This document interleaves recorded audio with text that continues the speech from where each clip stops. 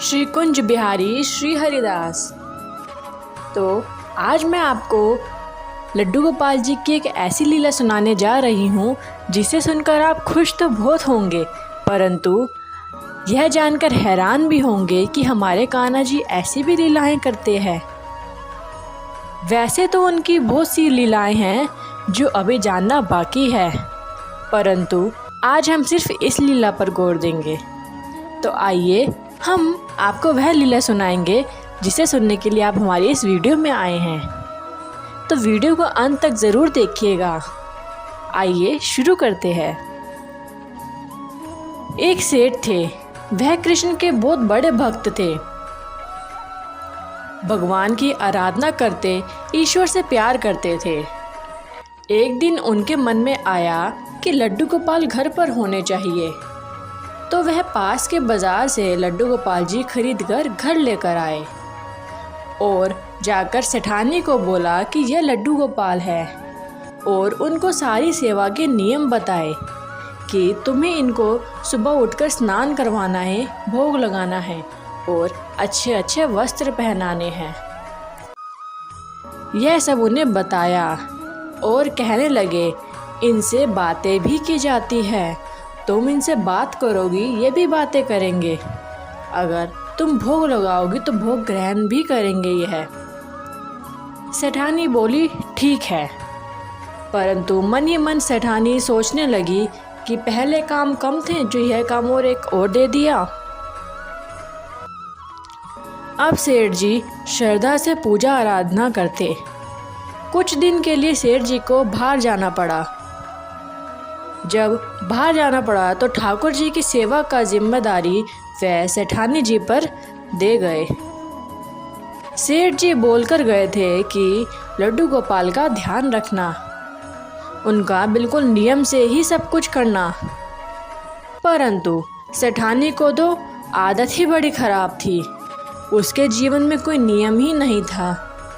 वह अपनी मर्जी से उठती थी, अपनी मर्जी से ही सोती और हर काम अपनी मर्जी से ही करती थी। मन किया तो भोग लगाया, नहीं तो वह भोग भी नहीं लगाती थी। सेठानी सोचने लगी कि इस लड्डू गोपाल की वजह से मुझे सुबह जल्दी उठना पड़ता है, सभी काम नियम से करने पड़ते हैं, मैं परेशान हो गई हूँ।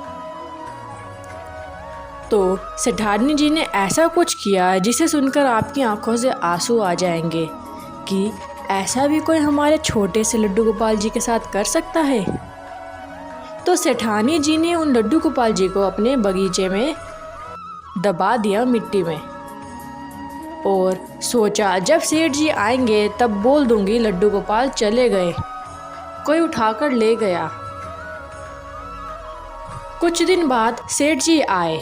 उन्होंने आते ही लड्डू गोपाल का पूछा कि लड्डू गोपाल जी कहाँ हैं। वह मंदिर में देखा तो वहाँ पे नहीं थे वह। तो सेठानी से पूछा कहाँ हैं मेरे लड्डू गोपाल। सेठानी बोली पता नहीं कि कहाँ गए, वो 2 दिन से नहीं मिल रहे, मुझे लगता है मेरी ही कोई पूजा में कमी रह गई है, वह मुझसे नाराज होकर चले गए हैं। सेठानी जी ने झूठ बोला। सेठ जी बड़े परेशान हुए। सेठ जी ने सोचा मेरी भक्ति में क्या कमी रह गई थी जो कान्हा जी कहाँ चले गए, जो मिल ही नहीं रहे, कहाँ गए मेरे लड्डू गोपाल। कुछ दिन ऐसे ही बीतते गए। कुछ दिन बाद माली बगीचे में खुदाई कर रहा था, तो माली को खुदाई में लड्डू गोपाल मिले। सेठ जी घर पर नहीं थे तो माली ने लड्डू गोपाल को उठाया और लड्डू गोपाल जी मिट्टी में पूरे सने हुए थे, बस लड्डू गोपाल की आंखें ही दिख रही थी। माली बहुत ही खुश हुआ।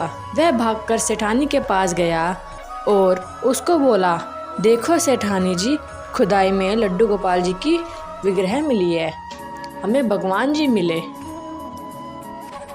सेठानी एकदम से देखकर गुस्सा हो गई। बोली, तुम्हें किसने कहा था खुदाई करने के लिए? तुम्हें कहा था ना फालतू का मत किया करो, तुम्हें समझ नहीं आती, जो काम करना चाहिए वो तो तुम करते नहीं हो। उसे गुस्से में उल्टा सीधा बोलने लगी और उस पर चिल्लाने लगी और बहुत कुछ सुनाया उसे और उसे काम से भी हटा दिया। माली जाने लगा तो सेठानी कहती, ये लड्डू गोपाल भी अपने साथ ही ले जाओ, तुम्हें मिले हैं ना, तुम्हारे ही है ये, तुम ले जाओ अपने साथ। और वह चला गया। घर पहुंचा, बड़ा दुखी था परंतु खुश भी हुआ कि लड्डू गोपाल जी हमारे घर आए और हमें मिट्टी में पाए हो। उनके कोई संतान नहीं थी तो वह घर जाते ही अपनी पत्नी से बोला, देखो लड्डू गोपाल जी हमें मिले, वह हमारे घर हमारी संतान रूप में आए हैं। पत्नी यह देखकर बहुत खुश हो गई और उसने लड्डू गोपाल का स्नान किया, उनका श्रृंगार किया और उन्हें भोग लगाकर मंदिर में रखा उन्हें। तो माली ने पूछा, जो लड्डू गोपाल जी पर मिट्टी लगी थी उसका क्या करना है? तो पत्नी ने कहा, अपने घर के बगीचे में दबा दो मिट्टी को। तो माली ने ऐसा ही किया। अब सुबह शाम भगवान की पूजा होती घर में, क्योंकि लाला आ गए थे। पत्नी का दिल लगा रहता, लेकिन माली दुखी था कि नौकरी से निकाल दिया, दूसरी नौकरी आसानी से नहीं मिलती। वह यह सोचकर परेशान रहता। वह कहता, लड्डू गोपाल आए तो मेरी खुशी आई, पर काम धंधा कुछ भी नहीं है, इनको मैं खिलाऊंगा क्या? इनके वस्त्र और हर चीज़ मैं कैसे खरीदूंगा जब मेरे पास पैसे ही नहीं हैं। जैसे ही लड्डू गोपाल जी मुझे मिले मेरी नौकरी चली गई। मुझे समझ नहीं आ रहा इनका आना शुभ है या अशुभ। यह बातें पत्नी सुन लेती है। पत्नी ने कहा, भगवान हर किसी के लिए सौभाग्य लेकर आते हैं। जो हो रहा है अच्छा हो रहा है, होने दो, और जो होगा वो भी अच्छा ही होगा। पत्नी भगवान की बहुत बड़ी भक्त थी, तो यह सभी सुनकर माली खुश हुआ। कुछ दिन बाद ये हुआ कि एक आदमी माली के घर के बाहर से जा रहा था। उसने देखा कि माली के बगीचे में बहुत सुंदर फूल उगे हुए हैं। उसने माली को आवाज़ दी, कहा, ये फूल तूने लगाए हैं? माली ने कहा, हाँ। तो उस व्यक्ति ने कहा, यह साधारण फूल नहीं है, बहुत महंगा फूल है। तो माली ने कहा, ये कैसे हो सकता है? तो उस इंसान ने कहा, जा तू इसे बाज़ार में जाकर बेच और देख यह कितने महंगे फूल है। उसने बाज़ार लेकर गया और वैसा ही किया जैसे उस आदमी ने कहा था। माली बहुत खुश हुआ। माली फिर फूल लेकर बाज़ार से घर आया। वह फूलों की कीमत बहुत ज़्यादा थी। माली घर आया और देखा ये वही जगह है जहाँ लड्डू गोपाल जी की मिट्टी डाली थी मैंने। माली ने इन फूलों के उस बीज को निकालकर खेती करना शुरू कर दी। फिर उस पर बहुत ही ज़्यादा धन लाभ हुआ उसके लिए, क्योंकि यह फूल ही बहुत अधिक महंगे थे। उसने खेती कर फूल बेचे तो उसे बहुत ज़्यादा मुनाफा हुआ, पैसा आ गया। भगवान का आना उसके लिए सौभाग्यशाली प्रतीत हुआ। तो एक दिन एक भिखारी उसके घर आई, तो माली ने पहचान लिया कि यह सेठानी है। तो उसने कहा, आप तो सेठानी हैं, आप यहाँ क्या कर रही हैं? परंतु सेठानी ने नहीं पहचाना था, क्योंकि वह माली बहुत ज़्यादा अमीर हो गया था। माली ने पूछा कि यह सब कैसे हुआ? सेठानी ने बोला, तुम कौन हो?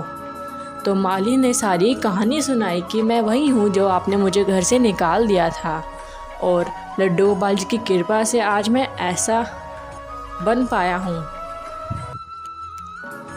यह बातें सुनकर सेठानी रोने लगती है और सेठानी बताती है कि मुझे माफ़ कर दो, मैंने तुम्हें नौकरी से निकाला और जो मिट्टी में तुम्हें लड्डू गोपाल जी मिले थे वो मैंने ही दबाए थे। यह बात सुनकर माली हैरान हो गया।